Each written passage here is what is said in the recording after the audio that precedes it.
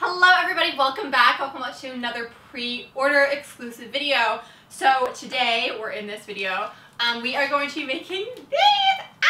So these are unicorn poop marshmallows. I think these are so pretty. And like they're just like little rainbow swirls and I love them. I love them so much. And like how cute would these look floating on top of a mug of hot chocolate? Like, oh my gosh. I'm actually planning on doing like a brown version for YouTube pretty soon. So you guys will like have the recipe first if you want the book.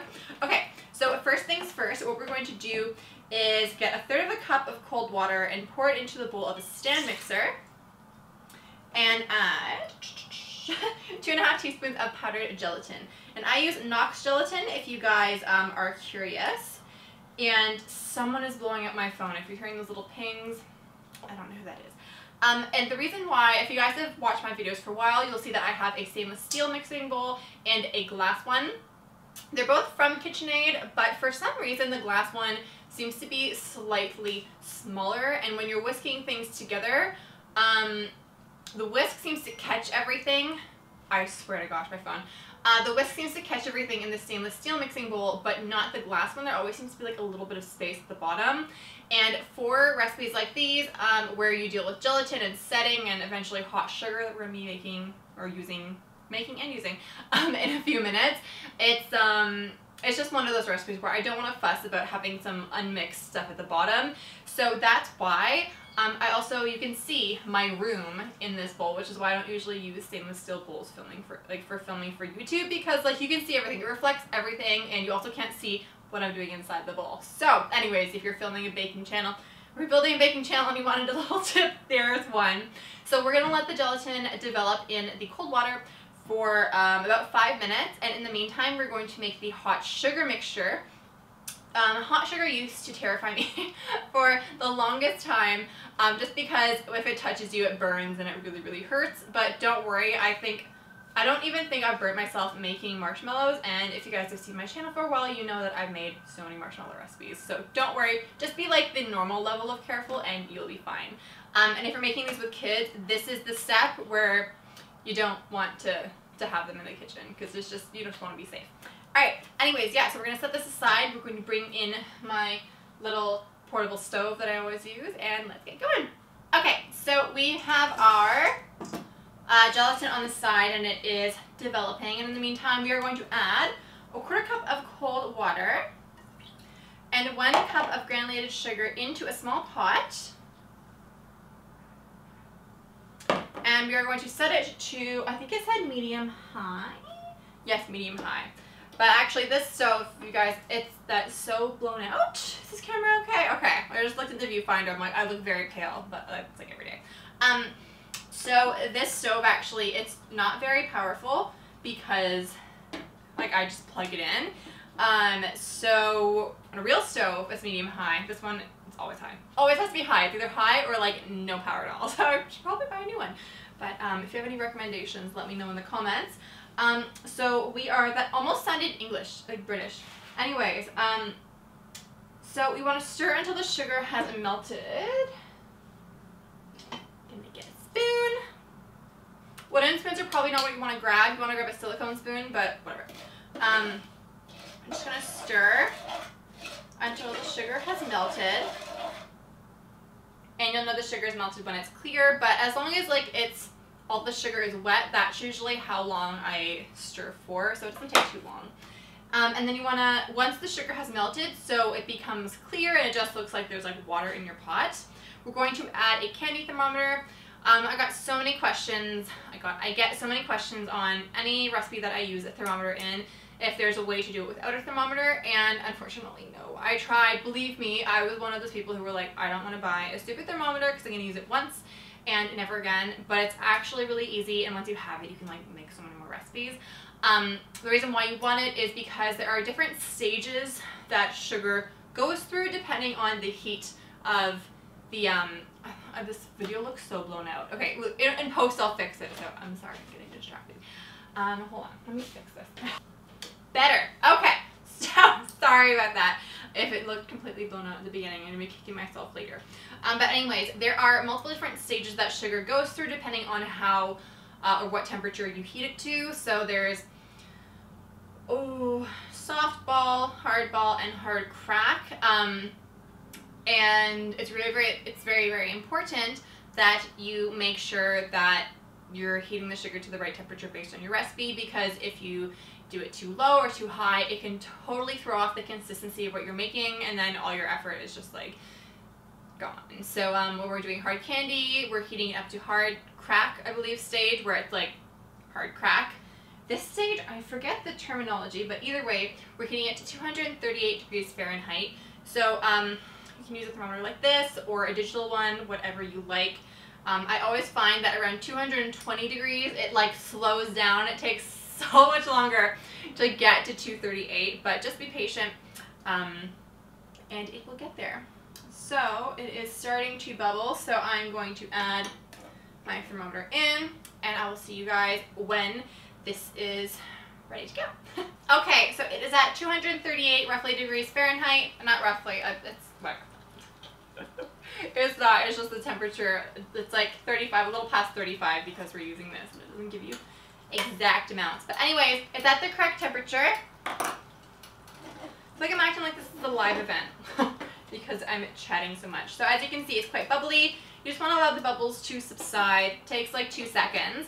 And so I'm going to put this on the floor. Fun fact, that's where it goes when it's unheating. Unheating when it's cooling off, but away from me so I don't step on it, because, I mean, like Michael Scott from The Office. Have you seen that episode? Yes. Don't want that to happen. This is not a Foreman grill, but I imagine it would hurt just as much. So now we're going to pour that directly into the gelatin mixture. Alright, so I have the whisk attachment for my KitchenAid, which is what you're going to need, and I'm going to hand whisk it just like this, just to cool it down a little bit. Every time I say hand whisk the sugar, I'm terrified that someone's going to actually get their hand in there and whisk it with their hand. Don't do that, you're going to burn yourself.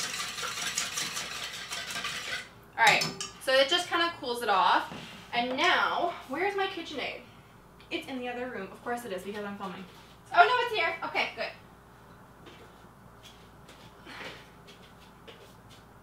It's covered in icing sugar. You guys, bear with me. These last few days have been so busy. Or is it flour from a cake? Oh, I need an assistant.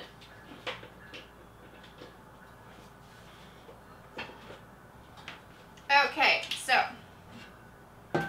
we're going to attach this, and we're going to attach the whisk, and we are going to beat it on high speed for 8 to 9 minutes, or until very stiff peaks form.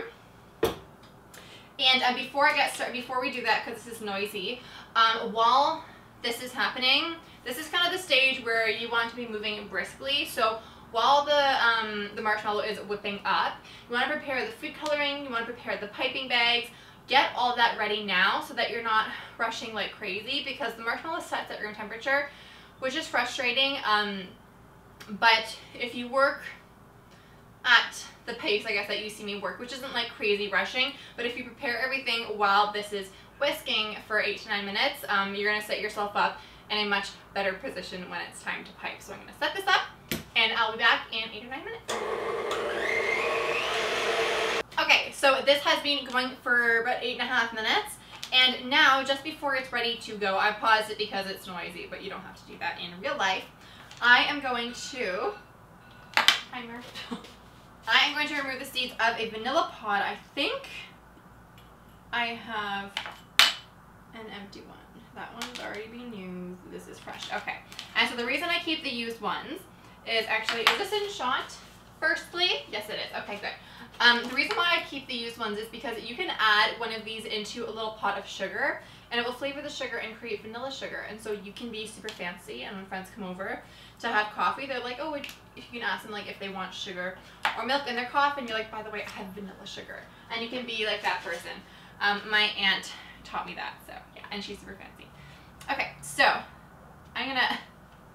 way to do it is to get a sharp knife and kind of just score down the middle of a vanilla bean. If you don't have vanilla beans, you can use 1 teaspoon of vanilla extract. That's the same amount, so don't worry about having to like run out and be like, oh my god, I have to get a vanilla bean, because they are a little pricey as well. They make the marshmallows taste so good, but they're definitely not like a requirement. They're just like a, if you have it, it's nice kind of thing. So what we're gonna do is open it up, like we're dissecting it, and then get your knife and press against it. And that will collect all the seeds, you can see here, and even more. Oh my gosh, all the vanilla seeds. That's the easiest way of doing it. And then we're just gonna tap that. Oh my god, it's going everywhere. Normally I'm so good at this. I should wipe it on the whisk instead of the side of the bowl. That might help. There. Ow, my life is such a mess. Okay, so yeah, add it to the bowl. That's what you want to do. And then we're gonna whisk it again for about 30 seconds or until everything is fully incorporated. Alright, when you lift it up, you want to see that lovely, can you see it? Can you see it? Yes, okay, so you want to see that lovely like drip of marshmallow, and it's really important that it slowly falls and that it looks very thick and like luxurious. That's the look that you're going for. Because any thinner and they won't hold up as marshmallows actually. And if you're a little unsure, do it for another minute just to be safe, because these are marshmallows that they need to have enough like air in them to stand up and look like a poop. So.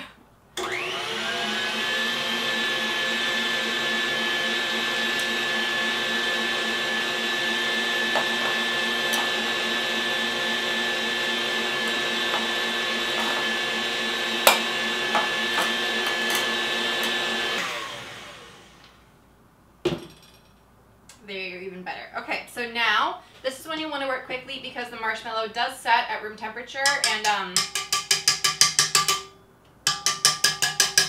when it sets, oh, so good. When it sets, it won't pipe out properly. So, I need a new spoon. Oh wow, that tastes like better than normal. Okay, so what you're gonna do is divide it into 6 bowls. If you don't want all 6 colors, you can just do like 5 or even just primary colors. That would look cute. So we're going to divide it up. And I'm going to work quickly here. So if you have kids, you do probably want to do this yourself just because you don't want it to set. Because if the marshmallow does set too soon, it'll pipe out in a very, very lumpy fashion. And it, this is the wrong spatula to be using, but we're gonna keep going. And they won't look as nice, and you're gonna have to start again because there's no way to like reverse it, unfortunately. Or at least none that I know. If you know a little hack, definitely let me know in the comments because that would help me a lot. Okay, I think we're good. Alright, so now,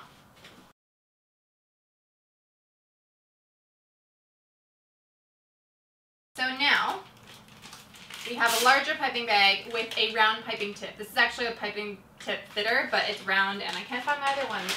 So that's what we're going to use. Otherwise, you just want to use like the largest round piping tip you can find. Put it in here, and then we're going to line up in the order of the rainbow in like a circular way. So like pink's next to orange, yellow's next to not blue, green, that kind of thing. But like just bunch them all together and make sure that their ends are as close together as possible, and that's just going to guarantee like even distribution. And we're going to insert this into the larger piping bag. And they're not going to slide all the way to the end, that's okay. But push them in as deep as they will go.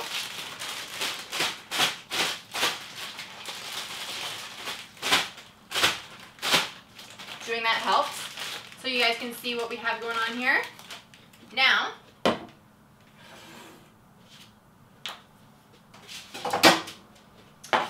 we have a baking sheet lined with parchment paper, and you're just going to squeeze, and you can see the colors kind of melding together. Isn't that cool? And clearly the blue has like taken over the other colors, but whatever, it's fine. And so to get the parchment paper actually to stick down, you can just pipe like little dollops there onto the baking sheet, and that'll stick the parchment paper down, prevent it from like just having a mind of its own, moving and shifting and all that kind of stuff. And also, you can see that I'm like rushing a little bit when I'm filming Marshmallows. This is like how it's like. So, okay. So, there we go. Now we are just going to pipe little dollops of poop.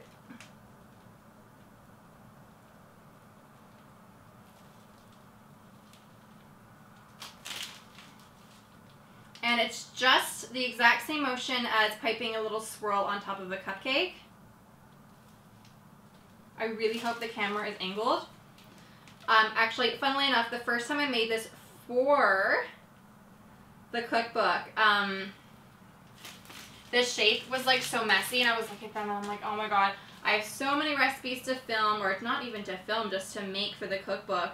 And I was like, I don't have the time to like do them again. I'm like, but at the same time, like they look so messy, and none of this, like the sizes weren't consistent between all the marshmallows, and so I redid them. I'm so happy I did because they look so much better.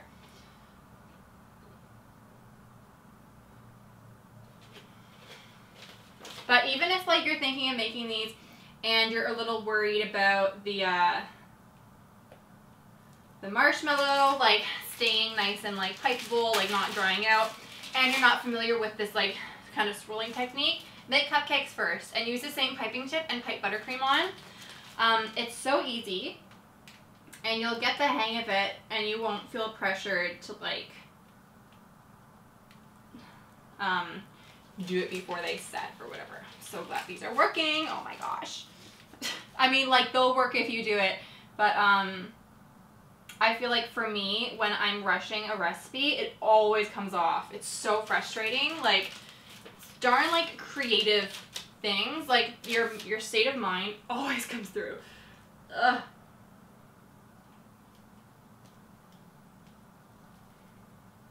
Oh my god, these are so cute. And there's a lot more purple in these ones than the ones in the cookbook. It's funny how that turned out, because that wasn't necessarily the plan.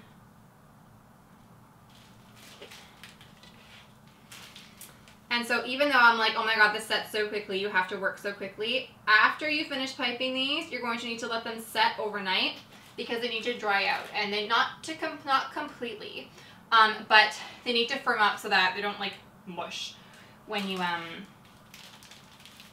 pick them up. So leave them overnight. I'm gonna probably, oh man, that was a mini poop. But yeah, so it makes roughly 3, 6, 9, like 12-ish poops. And this is like, just cut this off, chuck it in the garbage. Like it's the easiest thing to do.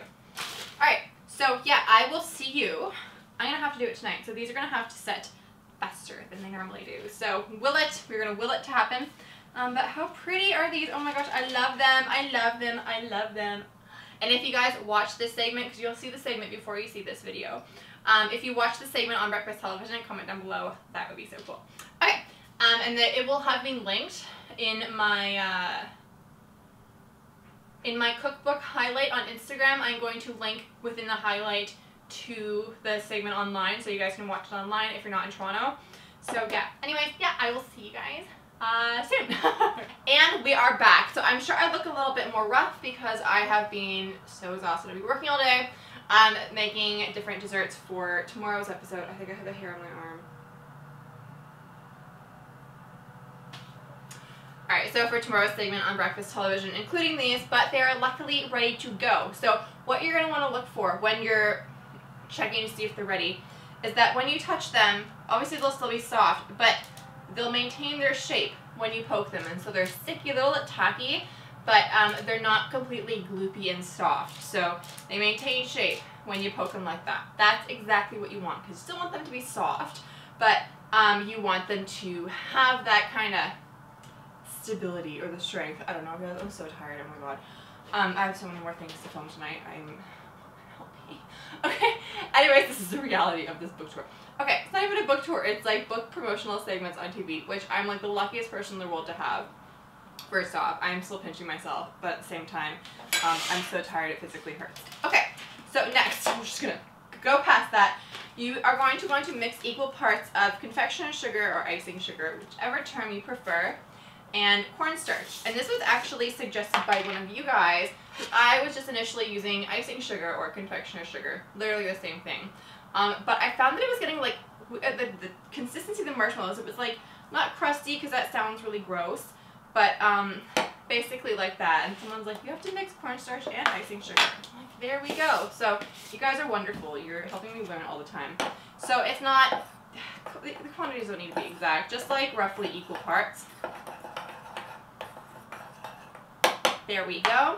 And then, okay, so my mom's taking care of my dogs right now, but when I do this, it sounds like someone knocking at the door. So like my physical reaction is like, oh my god, the dogs are gonna start barking, but they're not, so I'm glad. Okay, and then you want to get a mesh sieve and just dunk maybe like half the mixture into the sieve and simply dust it on top of the marshmallows. And what this is going to do is it's going to prevent any extra stickiness on the marshmallows because they are still slightly sticky, and this will just make them nice and soft and easy to handle.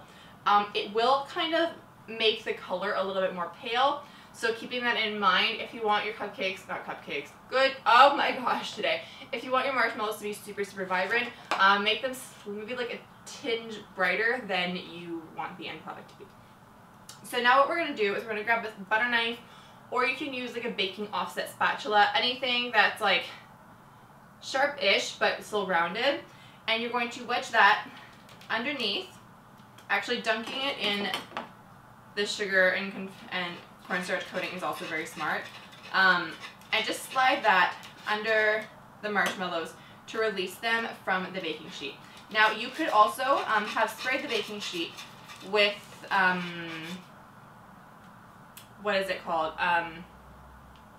With non-stick spray like Pam, but I do that if I'm like pouring marshmallows onto a sheet just because it makes it so much easier. You don't have to, and I feel like since these could like shift a little bit when you're piping, it kind of helps when you're piping them for them to stick to the parchment paper, and they're small, so peeling them off isn't too hard. So there we go, and you're going to want to roll the bottom of the marshmallow in that sugar mixture as well to remove any stickiness. Good, and then yeah, we're just going to keep doing that for each marshmallow.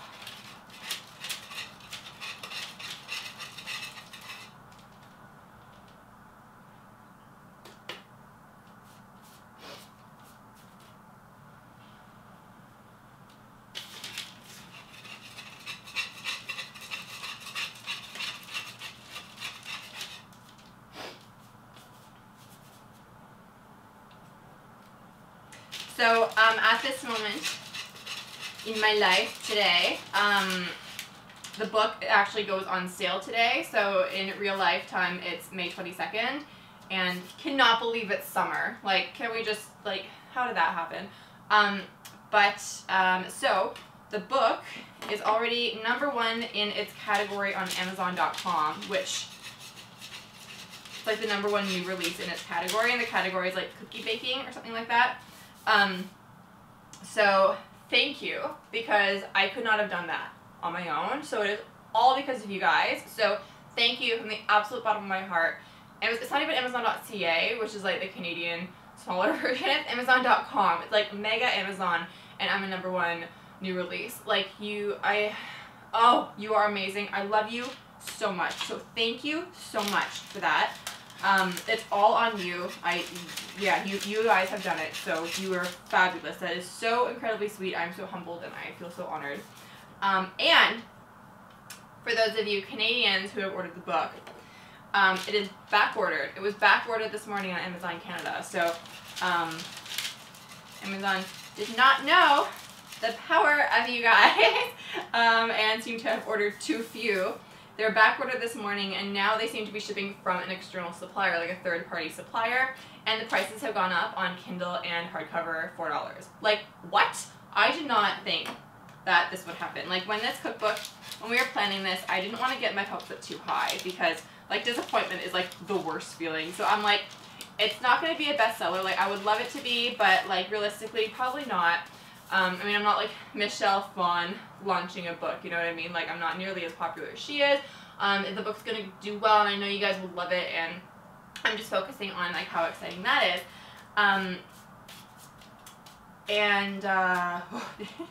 Yeah, I didn't even consider it consider it being back ordered like a possibility in the slightest, and it is, and I cannot thank you enough. I was so nervous about this. I was like, I should really prepare myself that it'll fail so I don't feel disappointed. However much money I was going to make on this book, it has never been a factor at all because I'm too tired to think about it. But also, that is not the goal for me for book writing, for cookbook writing, anything like that. It's more the experience of it and being a publisher and stuff like being an author and stuff like that.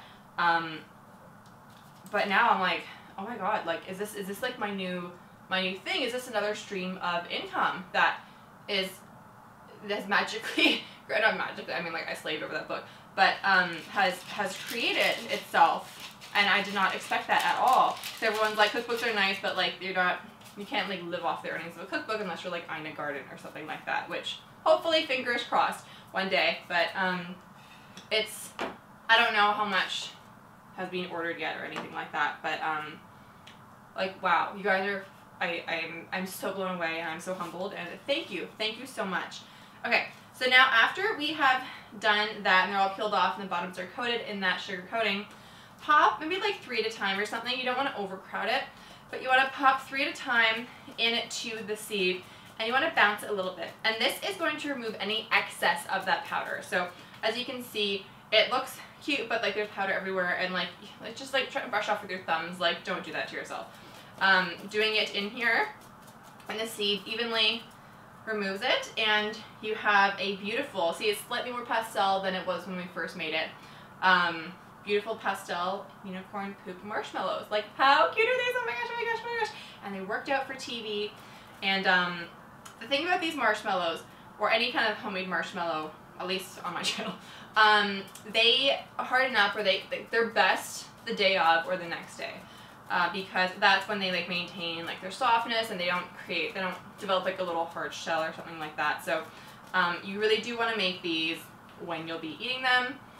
Even like the day before, if you're having a birthday party, that's probably when, like the day before, make these last or something. Again, they do need time to set, but you know what I mean. So when I was scheduling out my life for this last weekend, when I was filming everything and making everything, and for the TV, because these are only going to be for the breakfast television appearance, not the CTV or morning appearance. I was like, oh my gosh, I have to make these like the night before, I'm going to be so rushed. But I'm so glad that it worked out. Oh my gosh, so. I made the rainbow sugar cubes as well. I forget what page they're on, but it did work out. I didn't leave enough time for them to dry, so they might have dried now because it has been 24 hours, but I like pushed it, which was silly because like I should know better. But yeah, so those didn't work out this morning, but that's okay. Anyway, yeah, thank you guys so much for watching this video and like hearing me talk and go on and on about so many random things. I wanted these videos to be a little more chatty so that like we could like hang out more and just like not fool around, but just hang around. So I hope that you're liking that. I hope you're not like, good lord, this girl talks so much more than I thought. Anyway, thank you guys so much. Is this in shot? This camera doesn't have it. I don't know, but either way, here we go. And obviously the photos in the cookbook. But yeah, anyways, thank you guys so much for watching, and I will see you in the next video, which I'm going to go shoot right now. Bye!